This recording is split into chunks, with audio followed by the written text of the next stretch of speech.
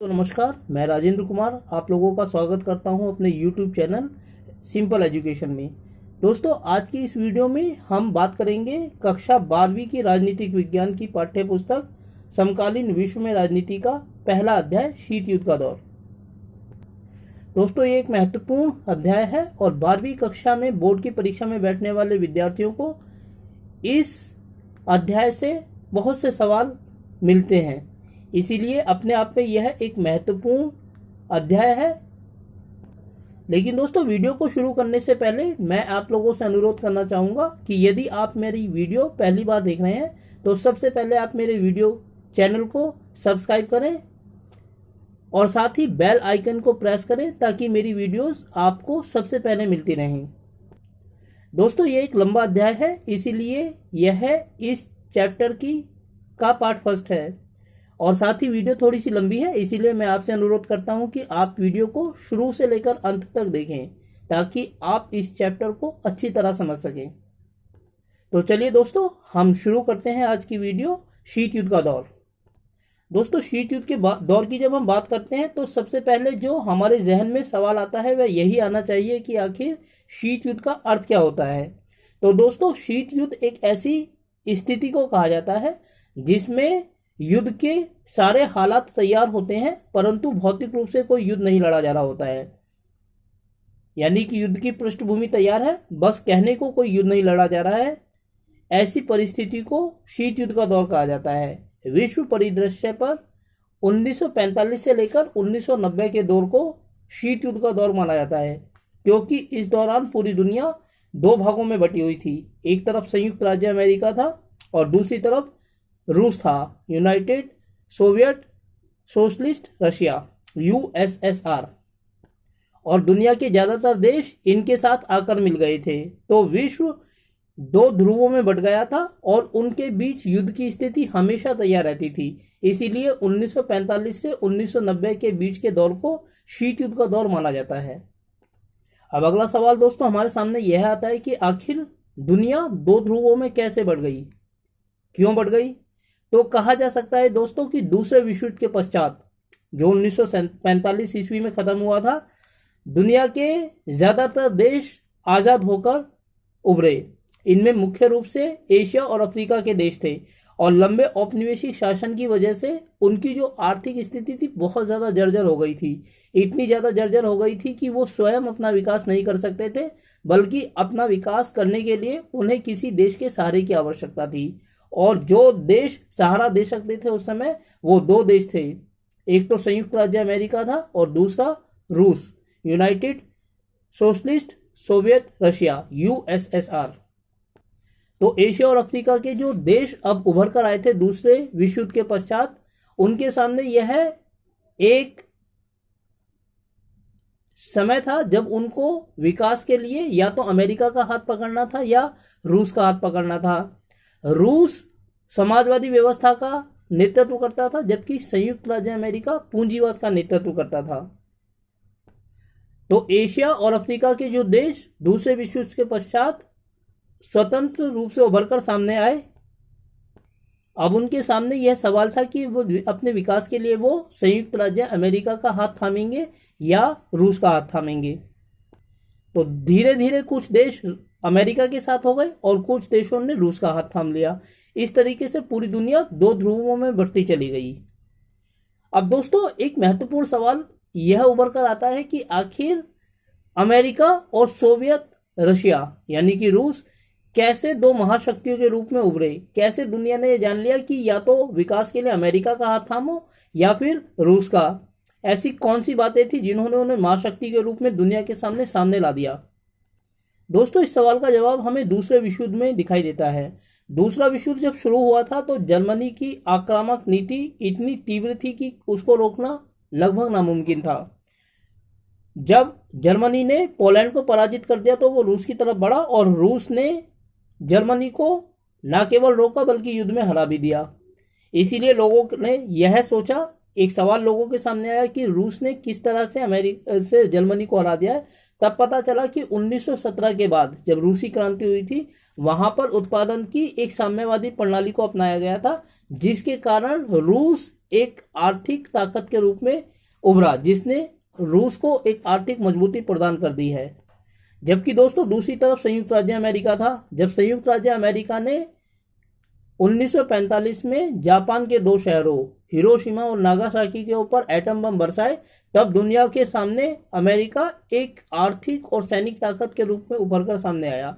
तो पूरी दुनिया के सामने यह बात साबित हो चुकी थी कि रूस और अमेरिका दुनिया के 2 सबसे ताकतवर देश हैं और दोनों में ही विकास के अलग अलग मॉडल को अपनाया गया है।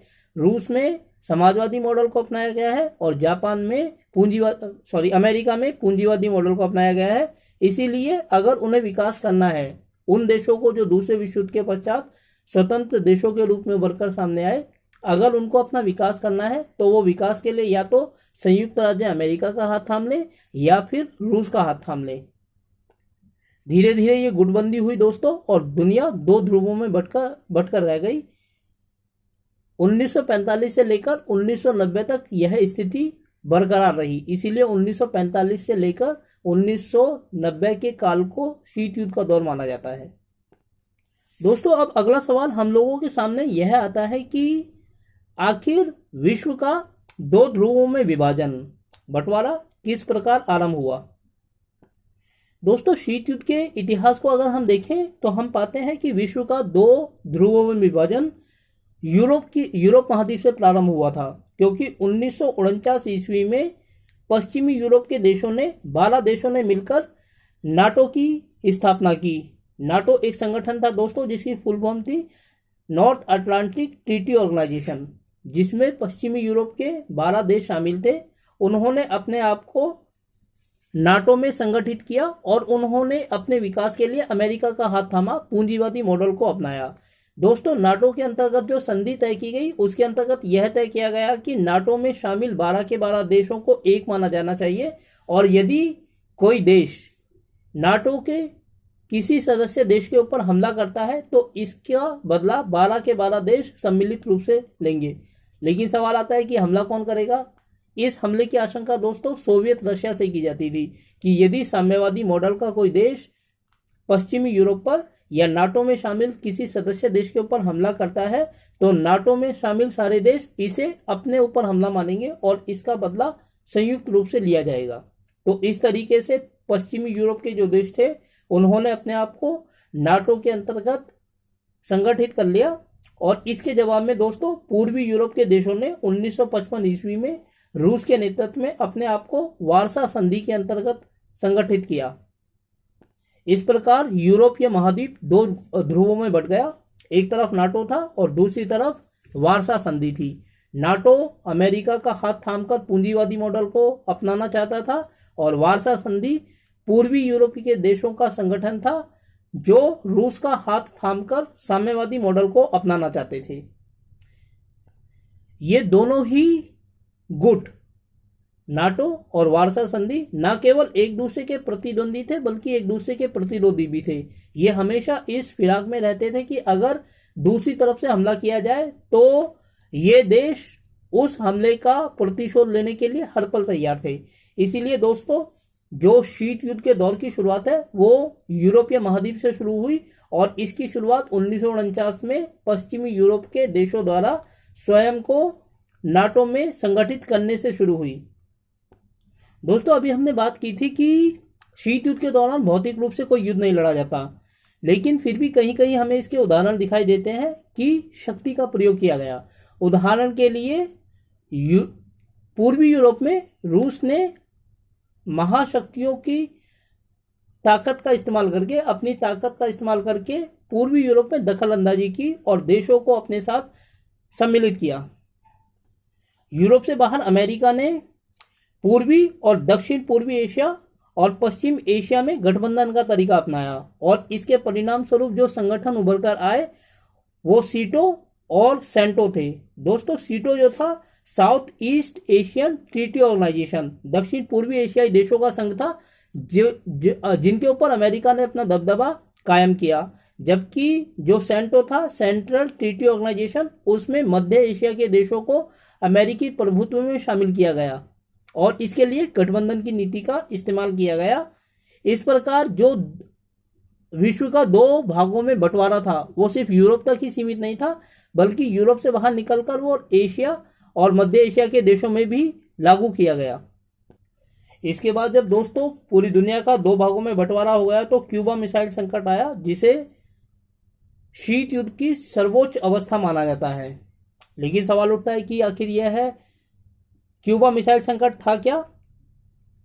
दोस्तों 12वीं क्लास में बोर्ड की परीक्षा में बैठने वाले विद्यार्थियों को आवश्यक रूप से इस सवाल का सामना करना होता है। अक्सर 4 या 6 नंबर का यह सवाल पूछा जाता है। तो मैं चाहूंगा कि आप इस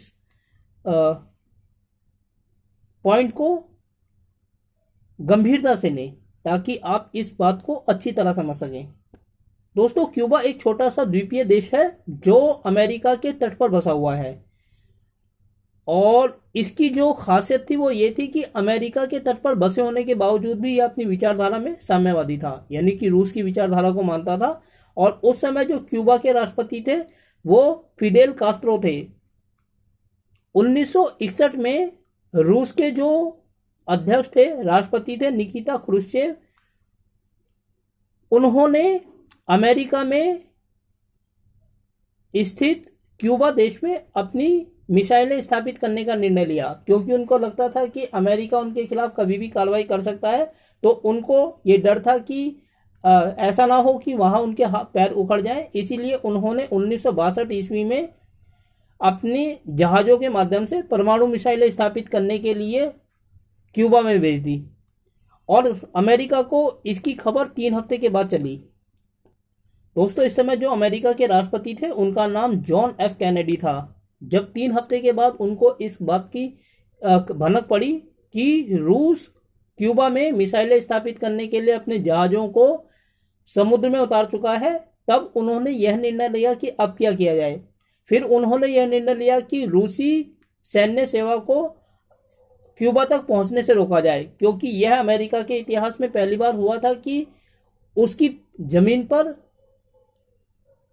हथियार स्थापित किए जा रहे थे और वो इससे सैनिक दृष्टिकोण से इतना नजदीक आ जाता कि उसकी अपनी सुरक्षा भी खतरे में पड़ जाती। इसीलिए अमेरिका ने यह निर्णय लिया कि रूस के द्वारा क्यूबा को जो मिसाइलें या परमाणु पहुंचाए जा रहे हैं, स्थापित किए जा रहे हैं, उसको रोका जाए। इसीलिए कैनेडी साहब ने रूस के जहाज़ों को रोकने के लिए अपने जहाज़ों को समुद्र में उतार दिया। दोस्तों जैसे ही इस बात की खबर पूरी दुनिया में फैली, पूरी दुनिया में डर का माहौल छा गया। डर का माहौल इसलिए छा गया दोस्तों क्योंकि अमेरिका और रूस दुनिया के 2 सबसे ताकतवर देश थे, और अगर इनके बीच कोई युद्ध शुरू हो जाता तो वो तीसरे महायुद्ध से कम ना होता, क्योंकि ये दुनिया के सारे सबसे ताकतवर देश थे। और दूसरा ये कि दुनिया के ज्यादातर देश या तो संयुक्त राज्य अमेरिका के साथ हो गए थे या रूस के साथ हो गए थे। ऐसे में इन दोनों देशों के बीच शुरू होने वाला छोटा सा युद्ध तीसरे महायुद्ध का रूप ले सकता था। और दूसरी बात यह कि युद्ध जो है, दुनिया अभी अभी दूसरे विश्व युद्ध की आंख से झुलस कर निकली थी, अभी तक संभल भी नहीं पाई थी। और उसके बाद अगर थोड़े से दिनों के बाद ही तीसरा विश्व युद्ध हो जाता शुरू, तो संभव है कि दुनिया का सर्वनाश हो जाता। डर का यह माहौल अपनी सर्वोच्च अवस्था पर था, इसीलिए क्यूबा मिसाइल संकट को शीत युद्ध की सर्वोच्च अवस्था कहा जाता है। दोस्तों अभी हमने चर्चा की थी शुरुआती भाग में कि शीत युद्ध एक ऐसा दौर होता है जिसमें भौतिक रूप से कोई युद्ध नहीं लड़ा जाता, परंतु युद्ध की पृष्ठभूमि तैयार होती है। अमेरिका के बीच और रूस के बीच क्यूबा की संकट को लेकर युद्ध की स्थिति तैयार हो गई थी और पूरी दुनिया में डर का माहौल अपनी सर्वोच्च अवस्था पर था।